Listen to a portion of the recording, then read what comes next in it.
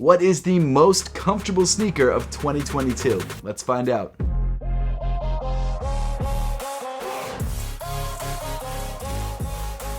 What's up everybody, I'm Seth Fowler and today I'm counting down the top 10 most comfortable sneakers of 2022. So this video is a video that I do every single year. I compile the top 10 most comfortable sneakers, at least in my own personal opinion, and I let you guys know what these shoes are and why I think each one of those shoes is so comfortable. Now with that being said, everyone's definition of comfort is different because everyone's feet are different. Some people might prefer firmer shoes, other people might prefer more plush shoes, and in this video I'm really leaning more into the plush side of things, like the sort of pillowy feel underneath your foot, because I think that's a more generally accepted version of comfort. And when it comes to me, those are the kind of shoes that I gravitate towards, the shoes that make you feel like you're walking on clouds. But even with that being my personal definition, I did try and include shoes for everyone. So there are some shoes on this list that are a little bit firmer underfoot, but they have incredibly soft and comfortable uppers. There are also some shoes that are pretty wild, which we'll get to a little bit later on in the video. And the way that I organize this list is generally by softness. So the number 1 shoe on the list is incredibly plush and soft underfoot, and the number 10 shoe on the list is probably the least soft, but it's still an incredibly comfortable sneaker. And of course, this list is all subjective. It's all based on what I tried personally, and I haven't been able to try every single sneaker on the market, so I'm sure there are some sneakers that probably do deserve to be on this list that I just don't know about or haven't tried. And so because of that, these are my top 10 picks for the most comfortable shoes of 2022. And of course, every shoe that I talk about in today's video, I've made sure to leave an affiliate link to in the top of the description below, so if you guys want to grab any of these shoes, make sure to check out those links. But I guess without further ado, let's just jump right into the list. At number 10 is the New Balance 990 V5. For me, the New Balance 990 V5 is probably my favorite shoe on the list, and I know that's weird because it's number 10 on the list, but at the end of the day, in my opinion, this shoe is the perfect blend of performance, comfort, and style. The 990 sneaker line has been one of New Balance's most popular lines since its inception, and the 990 V5 is no exception. This shoe is incredibly well made. It features premium suedes and meshes, and the actual construction of this shoe leaves nothing to be desired. Not only that, the upper of this shoe is pretty generously padded. It feels great around the top of your foot. Even though there's a lot of padding and a lot of material on top of your foot, it's still relatively breathable. Don't know exactly how they do that, but they do. And style-wise, I feel like the 990 V5 is one of the best, if not the best looking shoe on the list. Yes, it's got that dad shoe vibe, but at the same time, this sneaker is actually pretty high fashion. In fact, this shoe has been featured multiple times on the runway during Fashion Week. It's kind of crazy to see a shoe that's as normal looking as this be worn by supermodels with crazy outfits. Now the midsole of the 990 V5 is definitely on the firmer side. It's not the most comfortable underfoot. However, they do include an ortholite insole in the shoe, so you do get some step-in comfort, even though the foam in the midsole is relatively stiff. But even though I'm calling this midsole kind of stiff, that doesn't really do this shoe justice. It's stiff relative to the other shoes on the list. It's not stiff when you compare it to a lot of other shoes on the market. Sizing wise, I would say overall the 990 V5 does fit pretty much true to size. I did go down a half size in this shoe because I like a more snug fit, but the good news is whether you have wide feet or narrow feet, the 990 V5 actually comes in wide and narrow versions, so you can grab pretty much any size that works for you. Now one thing to keep in mind about this shoe, even though the 990 V5 in my opinion is an excellent shoe, there is a 990 V6 on the horizon. We don't know exactly when New Balance will release that shoe. We also don't know exactly what the tech specs are in that shoe, but I'm assuming that that shoe might be a little bit more soft underfoot than this shoe, and aesthetically I actually prefer the look of that shoe. So if you're waiting for a pair of 990s and you're willing to wait a couple months for the 990 V6s, in my opinion, you should probably hold out. However, if you want to grab a great all-around shoe today, the 990 V5 is an excellent choice. And while the 990 V5 isn't the cheapest shoe on the list at $185, it's not a bad price, and you can wear this shoe as a running shoe, a lifestyle shoe, or really anything in between, so it's definitely a good buy. And seriously, this is like my favorite shoe on the list. I am a bit of a New Balance head, so there might be a little bit of bias there, but at the same time, this is a great all-around shoe. Coming in at number 9 is the Adidas Yeezy Foam Runner. So if you're not a sneakerhead or a hypebeast, you're probably looking at this shoe right now going, what the hell is that? And I totally get it. This shoe is ridiculous, this shoe is crazy looking, but at the same time, this shoe is very, very comfortable. Now, I've got to be honest, I did kind of have a hard time deciding whether to put this shoe on the list or not, because at the end of the day, this shoe is not exactly a sneaker, but at the same time, it's not a sneaker. If I had to classify the Yeezy Foam Runner, I would call it a foam clog style shoe. It is still sort of a sneaker in that it covers your entire foot and that you can do some performance activities in it, but it's not a traditional sneaker as far as traditional sneakers go. I mean, obviously, look at it. But this shoe is so incredibly comfortable on foot, it's super breathable, and it's priced pretty well. This shoe definitely deserved a spot on the list. So the Adidas Yeezy Foam Runner is comprised of a one-piece EVA construction. It's actually a pretty similar construction to a pair of Crocs, and it's also probably in the same sort of shoe category as a pair of Crocs, except this shoe is one piece and Crocs have a couple different pieces going on in the upper. However, unlike a pair of Crocs, the Yeezy foam runner is incredibly soft underfoot. I mean, the EVA foam that they use is just so soft and so squishy and surprisingly super durable. This shoe is one of those shoes that once you try it on, you'll wonder, how did I never try this on before? Elephant in the room, yes, this shoe is definitely an acquired taste. To most people, it's very, very ugly, and I totally see what you're talking about because this shoe is definitely wild and futuristic looking. In fact, it kind of looks like an alien skull. But whether you hate the way this shoe looks or not, it's actually become one of the most popular Adidas sneakers out there. This shoe is not only very comfortable, and not only crazy looking and also pretty hyped up because it's a Kanye sneaker, it's also priced very well. In fact, the retail price of this shoe starts between $75 to $80. Now, alright, it's not going to be easy to grab a pair of these for that price because most of these sell out instantly and then you have to buy them on the resale market for around $200. But if you can grab a pair of these for 80 bucks, it's absolutely worth it, especially for the summer. I mean, this shoe is made for the summer. It features all these holes throughout the upper, so you get a lot of airflow, and you can wash it off with a hose if it gets dirty. And again, for some reason, the foam that they use on this shoe is crazy durable. Like, I've worn this pair a lot, probably at least once a day for the last 6 months. I do switch out shoes throughout the day. I'm a weird dude, but it is what it is. And still, this shoe has barely lost any tread on the outsole of the sneaker. It's crazy. As far as sizing and fit, I would say that the Adidas Yeezy Foam Runner does fit relatively true to size. In some colorways, actually in most colorways, it doesn't come in half sizes. So if you're a half size, I would say probably go up a size. But all in all, if you can get past the looks of this shoe, it's incredibly comfortable on foot. And if you can get this shoe for the retail price of around 80 bucks,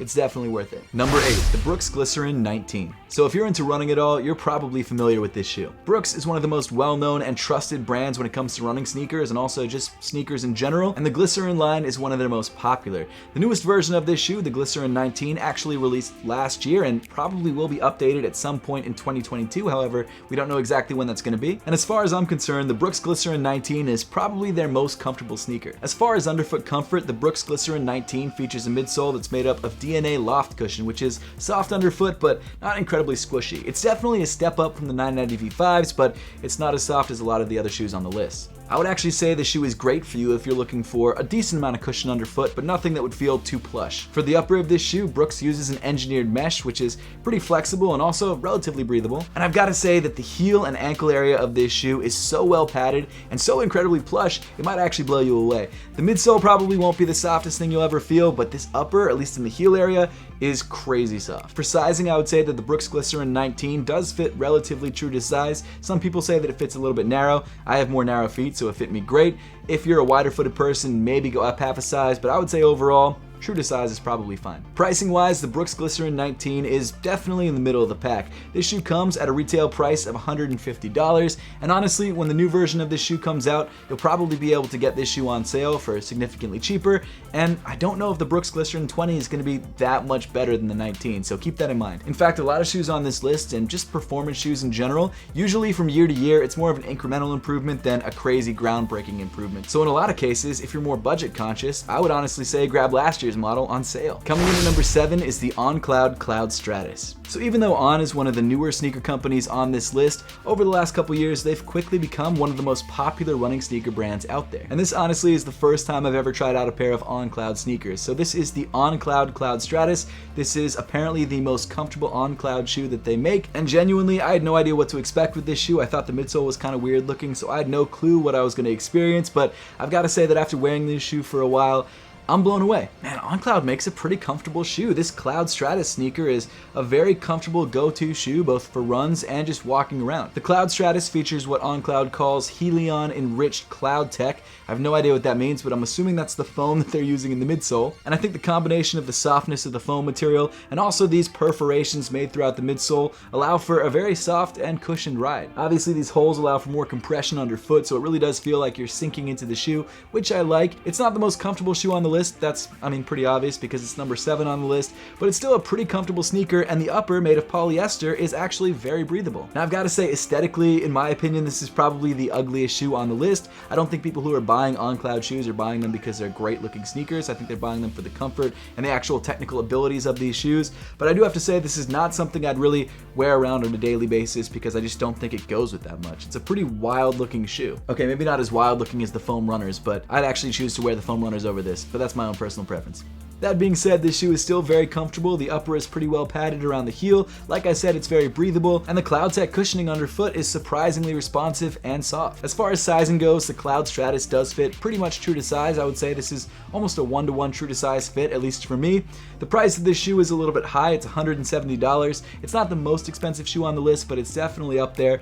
And if you don't like the way the shoe looks, maybe just try it on just to see if you like the comfort, because genuinely, it might blow you away. Coming in at number 6 is the Hoka Clifton 8. So right off the bat, the Hoka Clifton 8 is probably the lightest shoe on the list. In fact, the first time I picked up this shoe, I was like, wow, that's crazy. I don't even feel like I'm picking anything up. Okay, I'm exaggerating a little bit, but still, this shoe is incredibly light. This shoe comes with a vegan engineered mesh upper, so if that's something that's important to you, this is a great option to go with. And honestly, the material feels really nice to the touch. It's flexible and it's very breathable. Padding wise on the upper, I would say that this shoe is a little bit more minimal than some of the other shoes that we've talked about, and also some of the shoes that we're going to talk about. There is still some decent ankle padding, especially around the collar of the shoe, but it's nothing crazy. And if you're grabbing this shoe, you're probably looking for a more lightweight and airy feeling upper than an incredibly padded upper. As far as step-in comfort, the Hoka Clifton 8 comes with an ortholite insole, which is pretty soft underfoot, and then that softness is compounded by the compressed molded EVA midsole, which is also very soft underfoot. And again, crazy light. I don't know how they're doing this, but they're doing something right, and it feels great. Something that I really liked about this shoe while wearing it was the great heel-to-toe transition.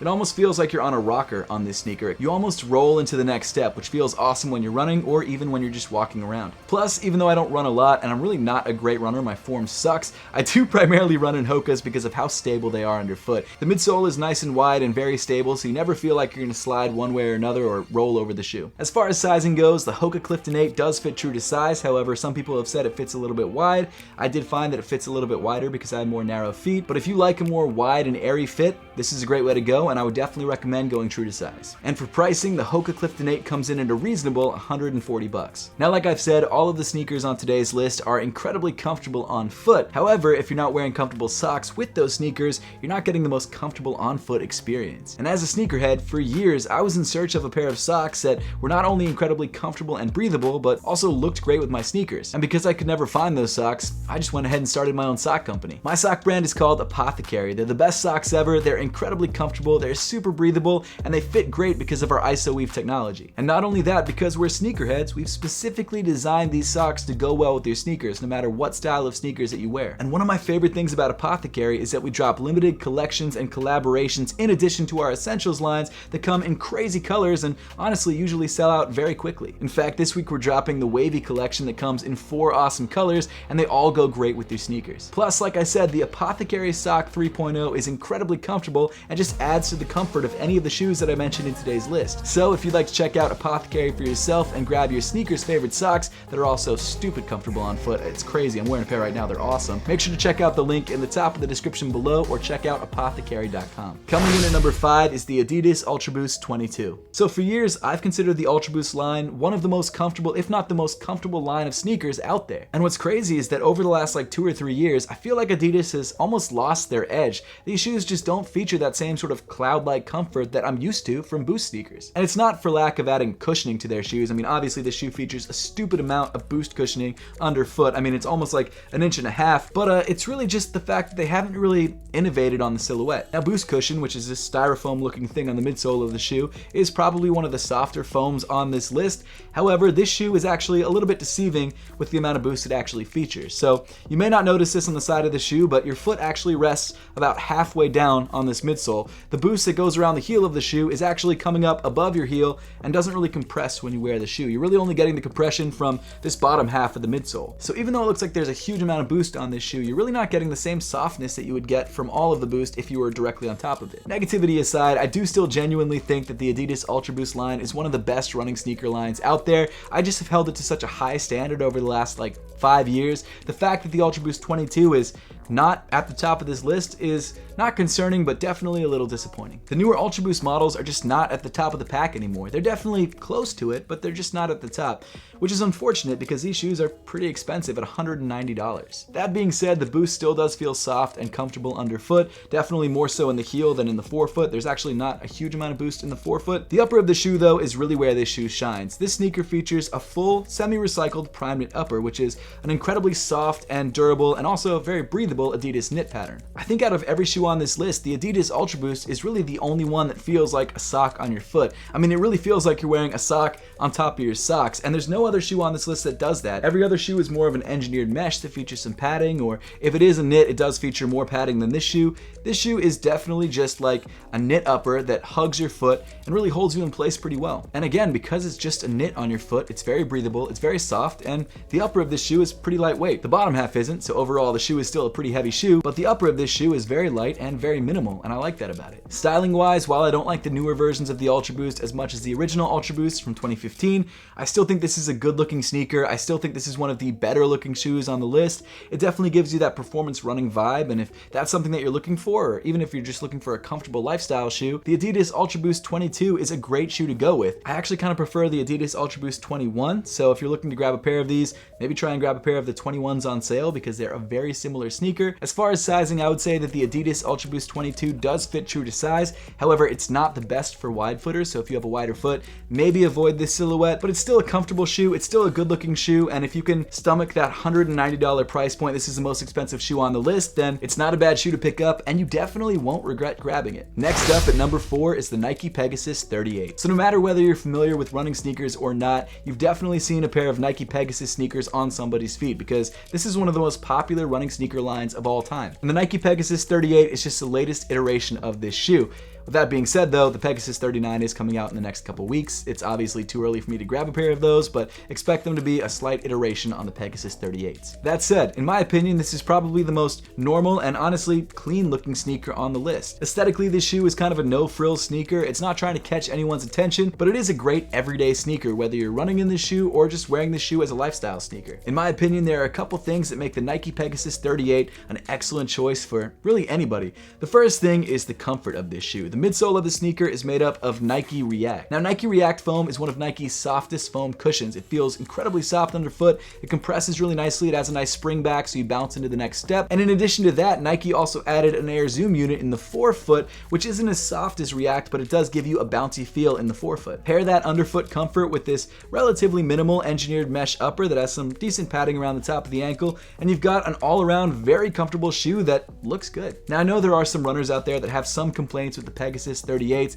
and I think on the 39s they might have addressed those complaints and they'll make that shoe a little bit better overall. But for me, as someone who runs, again, rarely, but does run, and also wears shoes mainly casually, I've had no complaints with this shoe, and I've got to say that the Pegasus 38 is one of my favorite shoes on this list. Sizing wise, the Pegasus 38 does fit true to size, just like most other Nike sneakers. In fact, I think Nike does the best job of getting sizing right of pretty much any other brand. But honestly, in my opinion, the biggest selling point of the Nike Pegasus 38 is the price point. This shoe retails brand new for just $120, which is pretty much cheaper than every other shoe on the list, at least every other shoe that you can actually grab in stores on the list. The foam runners are really impossible to find. Really just a great all-around sneaker, and I assume that the Pegasus 39 will be just as good, if not a little bit better. Coming in at number 3 is the Asics Nova Blast 2. This shoe is awesome. I'm not usually an Asics guy, but the Nova Blast 2 has really won me over. I mean, for me, one of the biggest selling points when it comes to sneakers is styling, and I think the Asics Nova Blast 2, while it's a pretty crazy looking sneaker,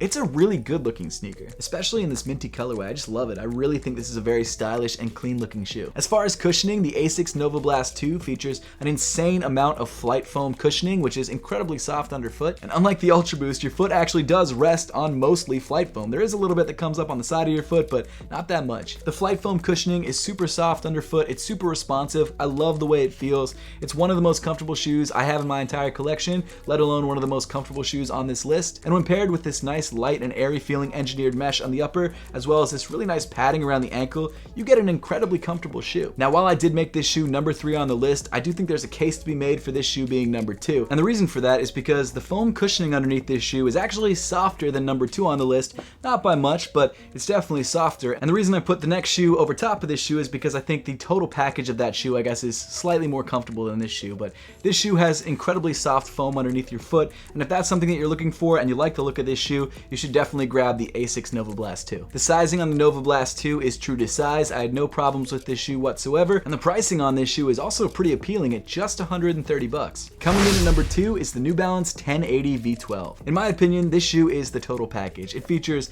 great performance, good looks, and incredible comfort. The New Balance 1080 V12 is the latest version of the New Balance 1080, and this version features New Balance X Foam in the midsole. This X Foam is super soft underfoot. Like I was saying, it might not be as soft as the Asics Nova Blast 2, but it's very close, and as you can tell, there's also a bunch of it underfoot, so you are going to get a very soft and cushioned ride. The upper of this shoe is made up of New Balance's Hypo Knit technology. It's very soft, it's very stretchy, and of course, it's pretty breathable. And while the upper of this shoe is not as sock-like as the Adidas Ultra Boost 22, you still get pretty much all of the pros of that sneaker while still featuring an incredibly well-padded heel and ankle area. I can't say it enough, the New Balance 1080 V12 is a great all-around shoe. It's an excellent performance running shoe, it's very soft underfoot, it propels you into the next step. The upper of this shoe is lightweight, breathable, and very soft, and it looks good. It might not be everyone's favorite looking shoe in the world. I get that the midsole might be a little bit polarizing for some people, but overall, it's an incredibly easy shoe to wear every day and not have any issues. As far as fit, the New Balance 1080 V12 does fit pretty much true to size, albeit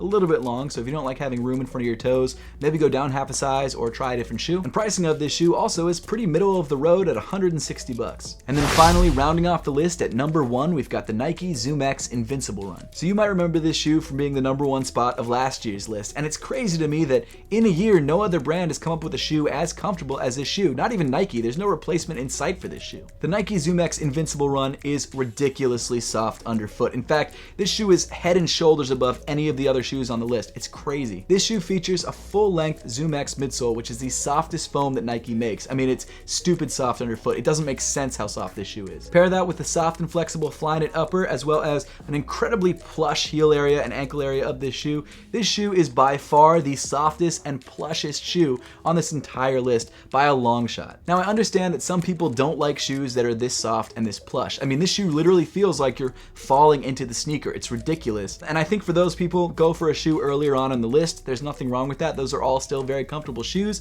But if you're looking for the most plush and soft shoe that you can find on the market that isn't like some crazy $300 running sneaker, this is the way to go. Now, I have heard from some people that because this shoe is so soft and so squishy, it lacks some stability and some turning ability when running in this shoe, so keep that in mind. But with that being said, this is an incredible recovery shoe. It's by far the most comfortable shoe in my entire collection. I actually feel like I'm spoiled whenever I throw this shoe on. Like, I forgot how comfortable this shoe was. I tried on all the shoes on this list and wore them around for about a day, and then when I got to this shoe, it was just a mind-blowing experience. It's crazy. As for sizing, the Nike Zoom X Invincible Run does fit true to size, so that's the size that I would suggest you grab.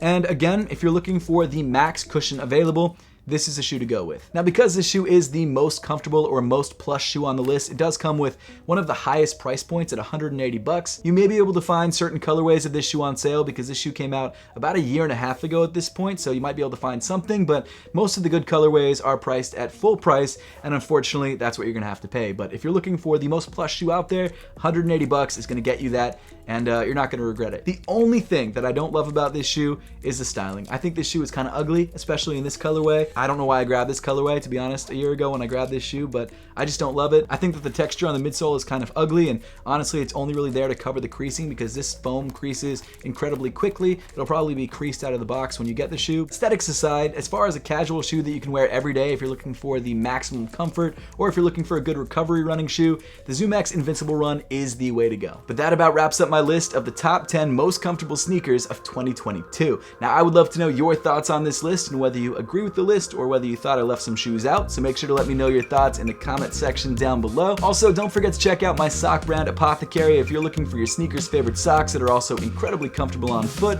Once again, links to that are in the description below. And as always, thank you so much for watching. Make sure to subscribe if you haven't yet, and I'll see you all in the next one.